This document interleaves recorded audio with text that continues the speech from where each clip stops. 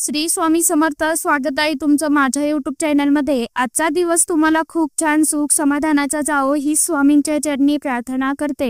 मी आज या नवीन व्हिडिओला सुरुवात करते. तर बघा मित्रमैत्रिणींनो, गणपती बाप्पांना अतिशय प्रिय असलेली तिथी म्हणजे संकष्टी चतुर्थी आणि संकष्टी चतुर्थीचा दिवस हा अतिशय अत्यंत खूप शुभ असतो. हा दिवस गणपती बाप्पांना समर्पित असतो.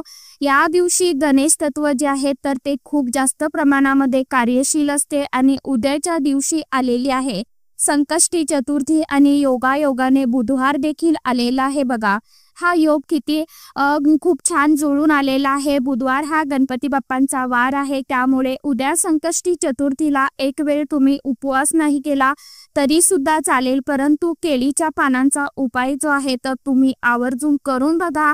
उपाय अतिशय अत्यंत प्रभावशाली असा आहे. तर हा उपाय आपण नक्कीच करू शकता, ज्यामुळे आपलं कर्ज जे आहे तर ते फिटेल, आर्थिक समस्या नष्ट होतील किंवा कोणतीही आणि कितीही कठीणातील इच्छा असेल तर तीही नक्कीच पूर्ण होईल. कोणत्याही इच्छेसाठी आपल्याला हा उपाय करता येतो आणि हा उपाय कोणतीही व्यक्ती करू शकते.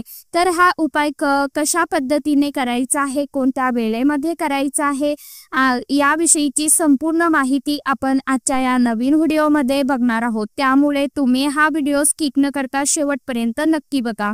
चॅनलवरती तुम्ही जर हा व्हिडिओ पहिल्यांदा बघत असाल तर चॅनलला आवर्जून सबस्क्राईब करा आणि असेच नवनवीन माहितीपूर्ण व्हिडिओ बघण्यासाठी समोरील बेल आयकॉनलाही प्रेस करा. कारण बघा आपल्या हिंदू धर्मामध्ये केळीच्या झाडाला अतिशय अत्यंत अनन्यसाधारण असं महत्त्व आहे. हिंदू धर्मात केळीच्या झाडाला खूप महत्त्व आहे. धार्मिक दृष्ट्या काही झाडं झुडपं जी आहेत तर ती अतिशय फलदायी असतात. त्यापैकीच एक झाड म्हणजे केळीचं झाड. त्याचबरोबर या सृष्टीचे पालन करता भगवान श्री हरी विष्णुदेव यांना सुद्धा केळीचं झाड जे आहे तर ते अतिशय खूप प्रिय आहे. केळीच्या पानावरती आपण जेवण केले तर याचे सुद्धा आपल्याला अनेक लाभ जे आहेत तर मिळत असतात. त्याचबरोबर केळीच्या झाडाची पूजा केल्याने सकारात्मक गोष्टी आपल्या आयुष्यामध्ये घडत असतात आणि अशा या केळीच्या पानांचा उपाय जो आहे तर तो आपल्याला उद्याच्या दिवशी आवर्जून करायचा आहे. गणपती बाप्पा जे आहेत तर ते आपल्या मनोकामना नक्कीच पूर्ण करत असतात. त्याचप्रमाणे प्रत्येक पूजेची सुरुवात ही गणपती बाप्पांच्या पूजनानेच केली जाते आणि म्हणूनच आपल्याला या दिवशी भगवान विष्णुदेवांना प्रिय असलेल्या केळीच्या झाडाचं पान जे आहे तर त्याचा वापर करून आपल्याला हा जो उपाय आहे तर तो करायचा आहे, ज्यामुळे आपल्याला भगवान श्री हरी विष्णुदेवांचा कृपा आशीर्वाद अखंड स्वरूपात मिळेल आणि त्यासोबतच गणपती बाप्पांचा आशीर्वाद सुद्धा आपल्याला मिळेल. या दिवशी आपल्याला सकाळी लवकर उठायचं आहे, स्वच्छ स्नान करायचं आहे. शक्य तेवढ्या लवकर आपल्याला स्नान आटोपून घ्यायचं आहे आणि स्नान करताना आंघोळीच्या पाण्यामध्ये चिमूटभर हळद आणि थोडंसं गंगाजल टाकायचं आहे, ज्यामुळे सर्व नकारात्मकता जी आहे तर ती नष्ट होईल. आपला गुरुग्रह जो आहे तर तो बळकट होईल. त्याचप्रमाणे आपल्याला लाल रंगाचे वस्त्र जे आहे तर ते परिधान करायचे आहे किंवा आपण पिवळ्या रंगाचे वस्त्र सुद्धा परिधान करू शकता किंवा हिरव्या रंगाचे परिधान केले वस्त्र तुम्ही तरी देखील चालणार आहे. कारण यानंतर आपल्याला गणपती बाप्पांचं विधिवत पूजन करायचं आहे. सर्वप्रथम आपल्याला दिवा धूप लावून घ्यायचा आहे. शक्यतो या दिवशी तुपाचा दिवा लावायचा आहे. दिव्याला हळदी कुंकू फूल अक्षदा अर्पण करायचे आहे आणि यानंतर एका तामणामध्ये आपल्याला गणपती बाप्पांची मूर्ती ठेवायची आहे. मूर्ती नसेल फोटो आपल्याला स्वच्छ पुसून घ्यायचा आहे आणि मूर्ती असेल तर आपल्याला मूर्तीवरती विधिवत अभिषेक करायचा आहे. आता हा अभिषेक तुम्ही स्वच्छ पाण्याने केला तरी चालेल, पंचामृताने केला तरी चालेल. पंचामृताने केल्यावरती आपल्याला स्वच्छ पाण्याने परत अभिषेक करायचा आहे. मूर्ती स्वच्छ पुसून घ्यायची आहे, कोरडी करायची आहे. तर यानंतर गणपती बाप्पांना थोडंसं अत्तर जे आहे तर ते लावायचं आहे सुगंधी. त्यानंतर बाप्पांना आपल्याला देवघरामध्ये जागेवरती ठेवायचं आहे. आपण देवघरामध्ये पूजा करू शकतो किंवा एखाद्या पाटावरती चौरंगावरती आपण सेपरेट पूजा केली तरी देखील चालेल. देवघरामध्ये जर पुरेशी जागा नसेल तर आवर्जून या दिवशी सेपरेट पाटावर चौरंगावरती आपल्याला गणपती बाप्पांचं विधिवत पूजन जे आहे तर ते करायचं आहे. मूर्तीला आपल्याला सर्वप्रथम हळदी कुंकू लावायचं आहे। यानंतर आपल्याला थोडासा अखंड अक्षता अर्पण करायचा आहे, दुर्वा अर्पण करायचा आहे, लाल रंगाचं जास्वंदीचं फूल अर्पण करायचं आहे। तुमच्याकडे जर जास्वंदीचं लाल रंगाचं फूल नसेल तर तुम्ही लाल गुलाबाचं फूल देखील अर्पण करू शकता। गणपती बाप्पांना लाल रंग जास्वंदाचं जे फूल आहे तर ते अतिशय खूप प्रिय आहे। यानंतर आपल्याला अगरबत्ती लावायची आहे, धूप लावायचं आहे। त्याचबरोबर नैवेद्यामध्ये मोतीचूरचे लाडू किंवा मोदक, गुळ खोबऱ्याचा नैवेद्य जो आहे तर तो आपण ठेवायचा आहे। किंवा आता काही शक्य नसेल तर मग तुम्ही खडी साखरेचा नैवेद्य ठेवला तरी सुद्धा चालेल। यानंतर आपल्याला आरती गणपती बाप्पांची करायची आहे आणि दिवसभरामध्ये जेव्हा आपल्याला वेळ मिळेल त्यावेळी किंवा पूजा झाल्यानंतर लगेचच आपल्याला केळीच्या पानांचा जो उपाय आहे तर तो करायचा आहे। आता हा उपाय करण्यासाठी आपल्याला एक केळीचं पान घ्यायचं आहे।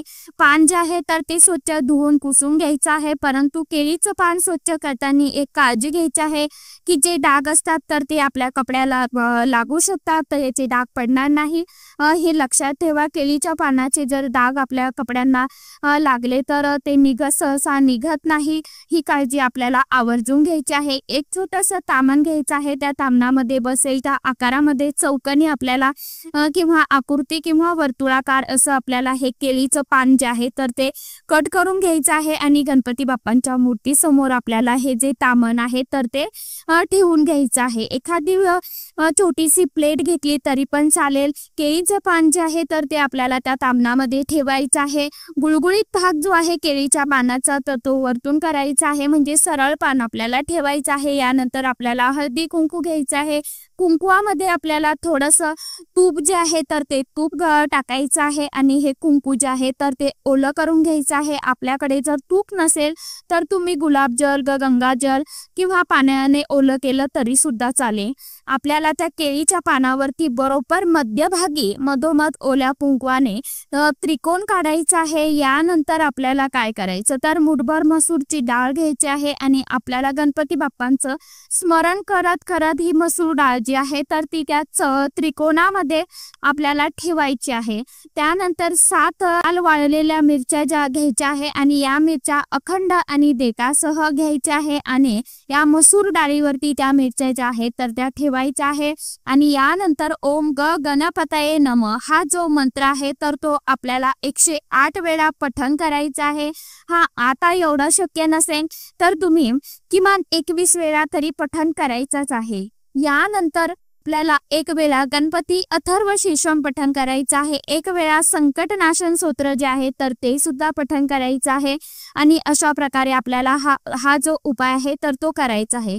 उपाय करून झाल्यानंतर आपल्याला गणपती बाप्पांचं जे अथर्व शीर्षम आहे, गणेश सूत्र आहे तर ते म्हणून झाल्यावर नंतर हात जोडून आपली जी काय समस्या आहे, इच्छा आहे, कोणतीही आर्थिक समस्या असेल, घरामध्ये पैसा येत नाही, आलेला पैसा टिकत नाही किंवा कर्ज जे आहे तर ते फिटत नाही, कर्ज वाढत चाललेलं आहे किंवा आपल्या मुलांबाबतीत, आपल्या पतींबाबतीत किंवा घरातल्या एखाद्या दुसऱ्या व्यक्तीबद्दल जर काही तुमच्यामध्ये घरामध्ये समस्या असेल, तुमच्या आयुष्यामध्ये एखादी अडचण असेल तर तिचं निवारण व्हावं, ती अडचण किंवा समस्या जी आहे, दुःख आहे तर ती गणपती बाप्पांना तुम्हाला सांगायची आहे आणि ती नष्ट व्हावी म्हणून प्रार्थना करायची आहे। या समस्येतून आम्हाला बाहेर काढा अशी आपल्याला मनोमन प्रार्थना करायची आहे।